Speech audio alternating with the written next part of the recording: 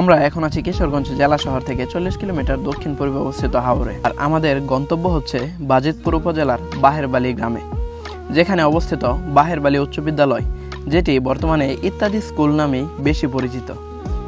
আজ জানার চেষ্টা করব বিশাল হাওরে ভাসমান এই স্কুল সম্পর্কে।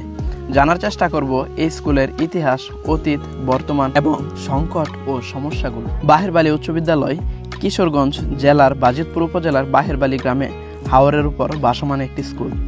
এই স্কুলটির আশেপাশে 10-12 কিলোমিটারের মধ্যে আর কোনো স্কুল নেই। তাই হাওরের 8 থেকে 10টি বিচ্ছিন্ন গ্রাম থেকে 3 শতাধিক প্লাস শিক্ষার্থী প্রতিদিন এই স্কুলে আসে। বছরের বেশিরভাগ সময় স্কুলের চারপাশে পানি থাকায় এখানে যাতায়াতের একমাত্র মাধ্যম হলো ট্রলার।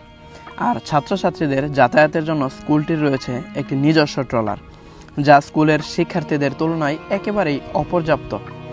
এই 3 শতাধিক প্লাস শিক্ষার্থীদেরকে আনা নেওয়ার জন্য সকাল 10টায় স্কুল শুরু হলে নৌকায় যাতায়াত শুরু হয় সকাল 7টা থেকে।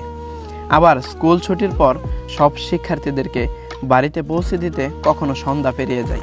এরই মধ্যে অতিরিক্ত শিক্ষার্থী বহন করায় একবার নৌকা ডুবে যায়। হাওরের ছেলেমেয়ে হওয়ায় সাঁতার জানার কারণে এবং আশেপাশের নৌকার সহযোগিতায় সবাই প্রাণে বেঁচে যায়। 2019 সালে হঠাৎ একদিন এই স্কুলের জন্য আশীর্বাদ হয়ে এলেন ইত্যাদি ও আমাদের সবার প্রিয় হানিফ সংকেত স্যার। ইত্যাদিতে এই স্কুলের প্রতিবেদন প্রচার করার পাশাপাশি নতুন নৌকা কেনা সহ বিভিন্ন খাতে 10 লক্ষ টাকা অনুদান দেওয়া হয় ইত্যাদির পক্ষ থেকে ও জেলা প্রশাসনের সরাসরি তত্ত্বাবধানে এসব কাজ বাস্তবায়িত হয়।